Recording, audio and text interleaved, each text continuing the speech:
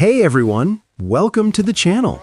If you enjoy the content and want to stay updated with the latest videos, make sure you hit that subscribe button. Things just took a very unfortunate turn as we are now entering a very crucial stretch of play for the Toronto Blue Jays. Even though it's very early in the season, the Jays have just officially lost one of the standouts in spring training and someone that they almost picked to make the team. And in a very unfortunate turn of events, he is now gone. We're going to break down this new move and discuss what it means going forward, especially as the Jays pitching depth continues to be tested. But not only that, we do have multiple other injury updates, including a huge update to Cody Ponce and what the plan is for him going forward and how much time he's expected to miss, and some comments following yesterday's brutal loss, and an update surrounding what was supposed to be today's game as it has officially been postponed to tomorrow. A ton to go over on this episode, folks, but before we get into it, quick thank you for all your guys' support, and also bear with the jacket. I'm a little bit cold right now, so I'm gonna rock the jacket in this video. So let's dive right into it, folks. Ton to go over today. Now, I'm talking about, in case you don't know already, Angel Bastardo, and kind of came out yesterday and almost got lost in the scuffle of the game and everything else. He has been returned to the Red Sox per Rule 5. And if you were watching the channel for a while, Angel Bastardo was somebody who was actually heavily considered to actually make the team out of camp. And of course, ultimately was considered a very notable name. And ultimately, they picked Spencer Miles. It was, Chase Lee, Angel Bastardo. But this is somebody that looked really, really good in brief stretches and someone that the Jays absolutely, according to multiple reports internally, and I covered it here on the channel while that was, of course, happening, right? Like while they were still making the decision. Shout out to VD, Ben Nicholson-Smith, all said that they really held Angel Bastardo to a high regard.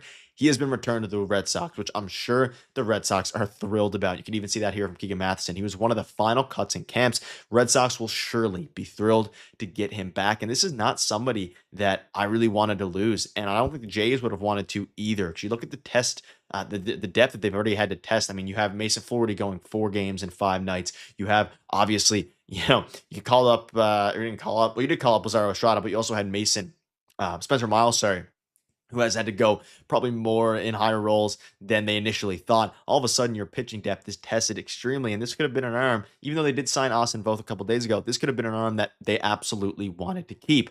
Now, we can look at it here, and if you're unfamiliar why, because of the Rule 5 draft rules, because they didn't make the team, and ultimately because the Jays didn't pick him to make the team out of camp, he got sent back to the Red Sox. But you can look at some of his stats here. He is in spring training, of course. He ultimately put up a 4.70 ERA, but his stuff looked pretty good, right? And obviously his numbers aren't going to bounce off the page to you. But again, if you go back and look at some of my videos, you look at some of the articles that were made, the Jays held this guy to a pretty high standard. And Red Sox fans, I did some research, are pretty ecstatic to have Mr. Angel Bastardo back. So it is unfortunate, a pretty unfortunate turn here. Again, none of this would matter nearly as much and keep in mind, he's a starter, right? So none of this would matter nearly as much if Cody Ponce hadn't gone down with an injury, if Bieber wasn't as behind as he is, Jose Brios, Trey Savage, all those different pitchers, they're behind. The Jays need length, whether that be out of the bullpen, whether that be a potential upcoming bullpen game, which we'll dive into in this video.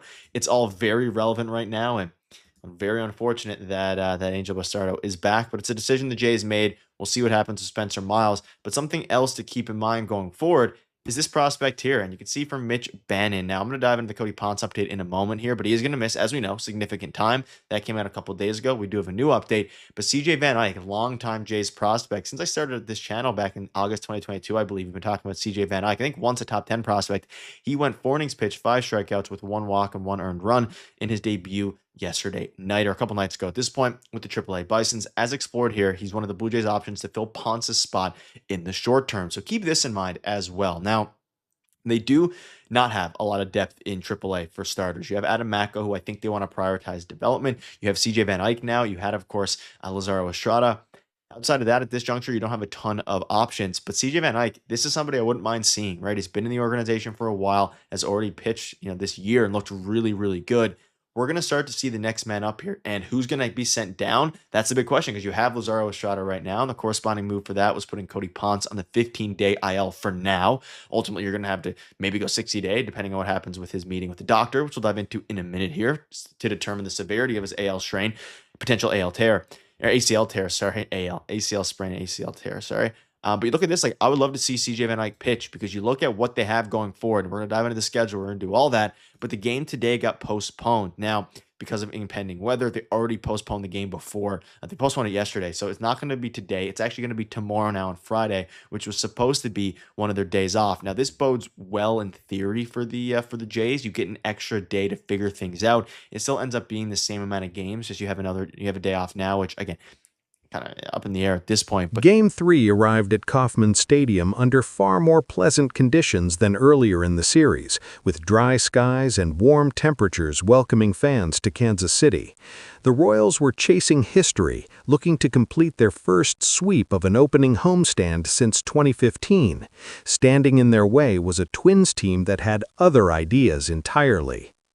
Cole Ragans took the mound for Kansas City, making his home debut while trying to put a rough opening day start in Atlanta firmly behind him. After missing significant time last season, Ragans represented exactly the kind of frontline starter the Royals need, and early on he looked the part. His changeup was sharp and deceptive, and the longer hitters stayed in at-bats against him, the more they had to respect it.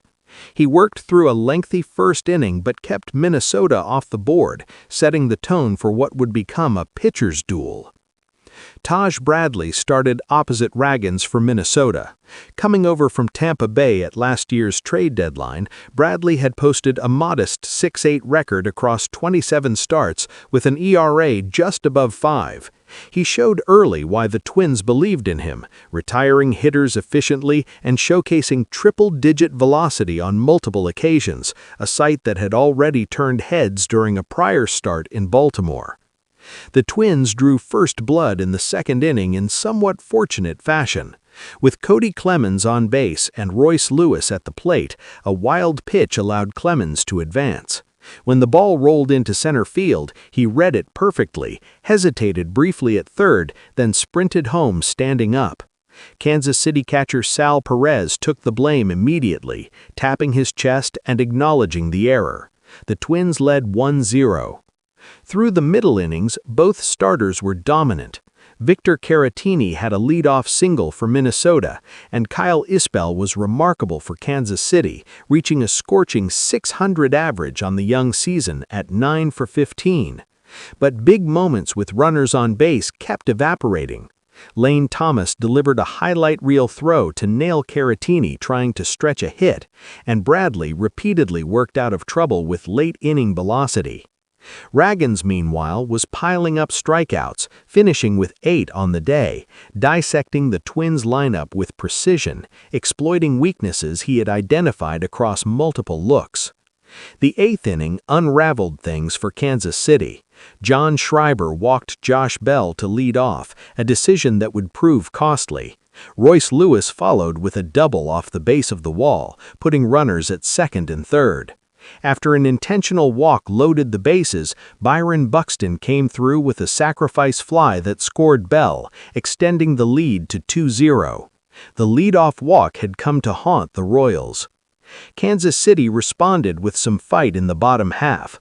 Bobby Witt Jr. and M.J. Melendez worked pitches the opposite way rather than swinging for the fences, producing runners at the corners.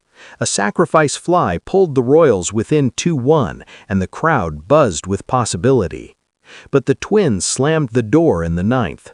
Matt Wallner launched an opposite-field solo home run off reliever Steven Cruz to make it 3-1.